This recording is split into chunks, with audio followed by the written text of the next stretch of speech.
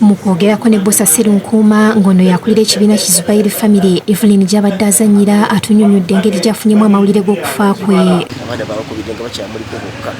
Taata we najja bawera abantu basatu n'ezija n'embeera waakuna okufa. Bodi ne tugitwala Namirembe mochale, then kati badde nda kkooti olwaleero ku nsonga z'ezimu mujjukira ekyaliwo last year bannamulondo baasizaamu ekivvulu kya Evelyn nga tutegeeka okulaba tumusondera ssente ez'okumujjanjaba ensigo.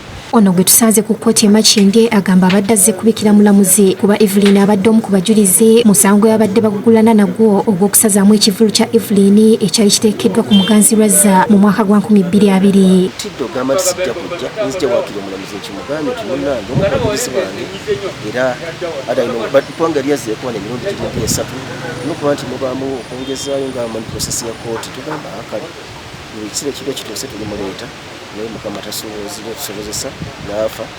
Ku lwa Evelyn, Bosa yeebazizza abantu ab'enjawulo olw'okumubeererawo omulimu amafiina Afande Nareiso, Bobi Wine, Eddie Kenzo n'abalala. Tukyalina okutwala ne famire tumaze okuteekayo bodeka tugenda kusinkana mu maka ge ebujuuko n'abafamire batubuulire bwe bandyagadde omuntu tumwolekere.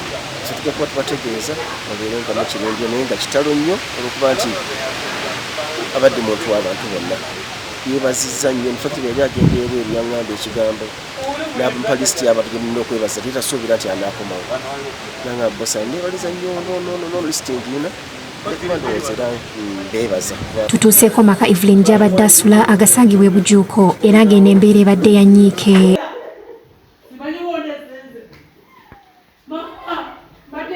Omubiri gwa Evelyn gukyali mu ggwanika e Namirembe wabula ng'enteekateeka z'okuziika tezinnabafulumizibwa. Iva alwanyira obulwadde okumala ebbanga naye abadde mukyala mugumu akukubira essimu n'akugamba alinga sewulira bulungi naye jatteerera.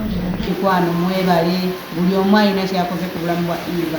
Ze Sophia Nalukenge ne Abdul Muwonge, Bukedde TV.